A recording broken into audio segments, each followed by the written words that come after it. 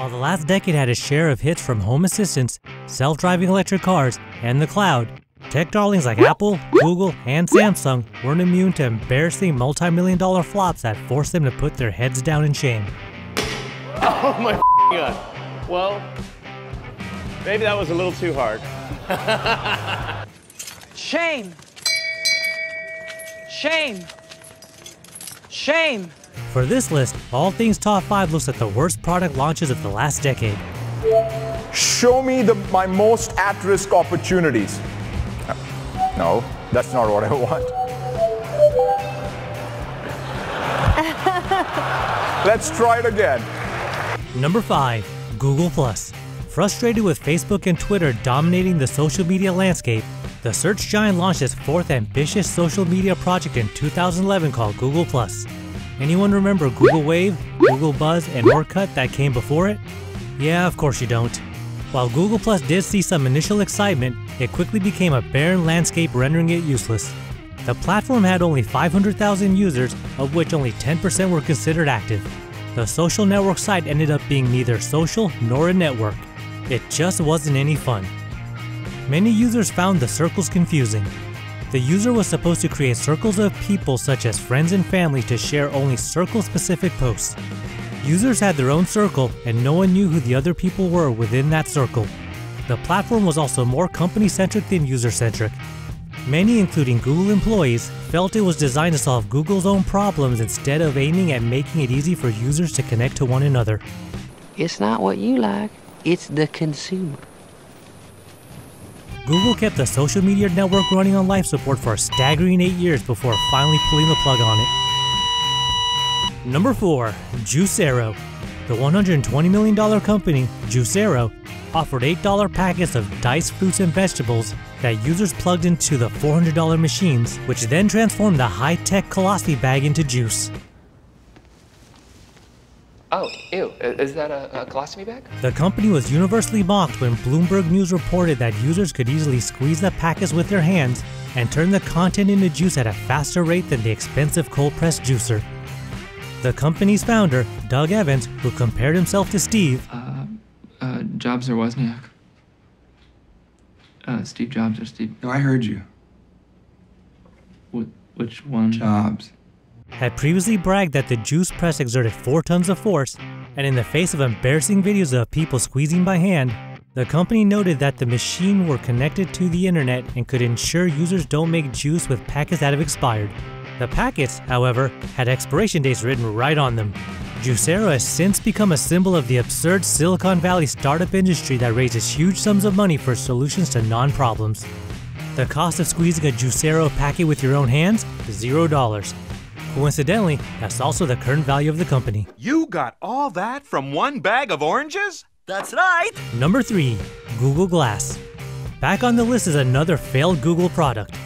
Back in the early 2000s, when wearing a Bluetooth earpiece instantly labeled you a douchebag, Google said, "Hold my beer," with the launch of Google Glass. Disconnect that right now. You give me your earpiece. Can't do that. Unsanitary.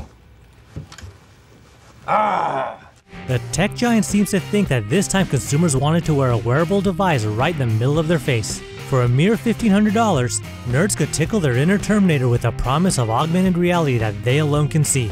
In actuality, Google Glass had only a few hours of battery life, could only display a tiny pixelated image, didn't fold up for easy storage, and sucked compared to the phone that was already in your pocket. Once Google Glass was out in the wild, the general public was extremely uncomfortable because they weren't sure if they were being recorded by the wearable device. Google Glass was ripped off faces and fights broke out from those who found the device creepy. Ultimately, the users of Google Glass were simply known as glassholes. Number 2. Apple Maps. Tired of their cult followers defaulting to Google Maps for its map services, Apple launched its own version in 2012.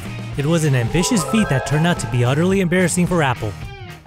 Is this Windows Vista bad?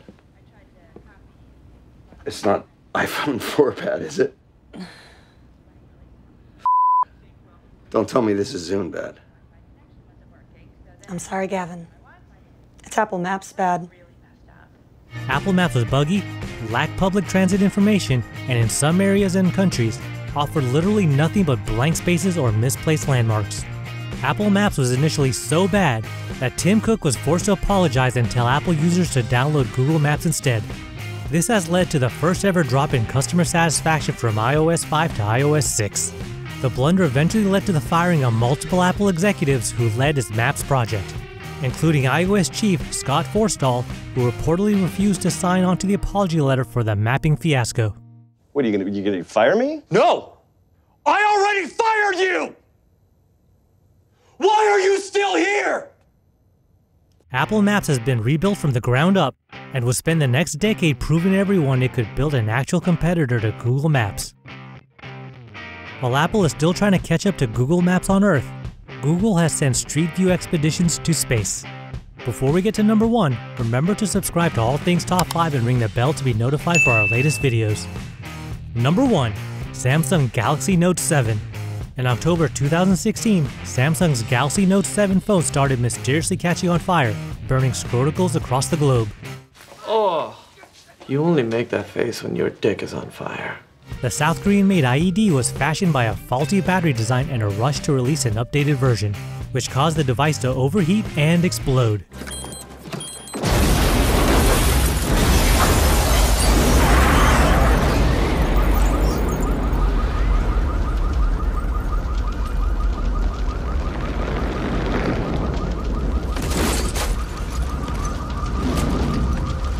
Recalling the initial batch of Note 7 phones, Samsung manufactured the updated phone with a battery from a different supplier.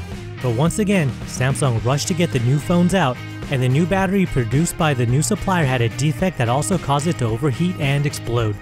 2 weeks after its release, the US Department of Transportation issued a statement that anyone who possesses a Galaxy Note 7 may not transport the device on their person, in carry-on baggage, or in checked baggage on flights to, from, or within the United States. That's right, you're not allowed to check a bag with a Note 7 or ship it as cargo.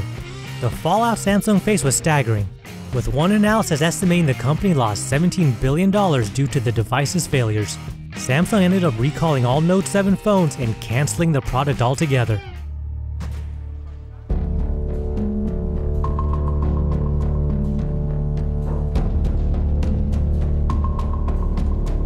Do you agree or disagree with our list? Should these products have done more lasting damage to these companies?